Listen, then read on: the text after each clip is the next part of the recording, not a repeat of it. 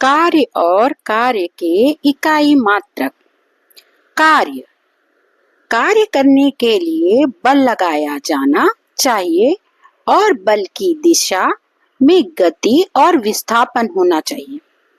किसी वस्तु पर कार्य करने वाले बल द्वारा किया गया कार्य बल की दिशा में तय की गई दूरी के गुना किए गए बल के परिणाम के बराबर होता है।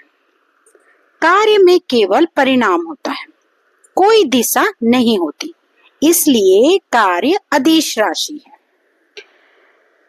किसी बल द्वारा किया गया कार्य विस्थापन की दिशा में बल के घटक और विस्थापन के परिणाम के गुणनफल के रूप में परिभाषित किया जाता है।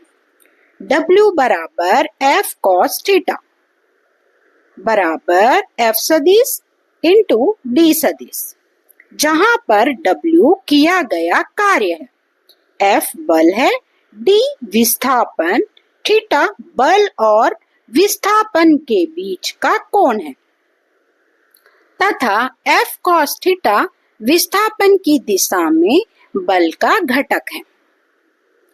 कार्य समीकरण से हम समझते हैं, यदि कोई विस्थापन नहीं है तो कोई कार्य नहीं किया गया, चाहे बल कितना भी बड़ा क्यों ना हो।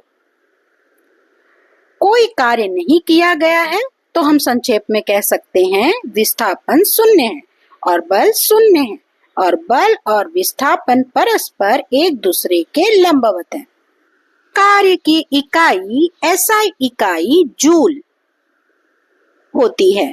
उदाहरण के लिए यदि किसी वस्तु में 5 यूनिट का बल लगाया जाए, वह 2 मीटर चलती है, तो किया गया कार्य होगा बल गुणित बल की दिशा में विस्थापन, माने 5 गुणित 2 यानी 10 न्यूटन मीटर, जिसको हम 10 जूल कह सकते हैं।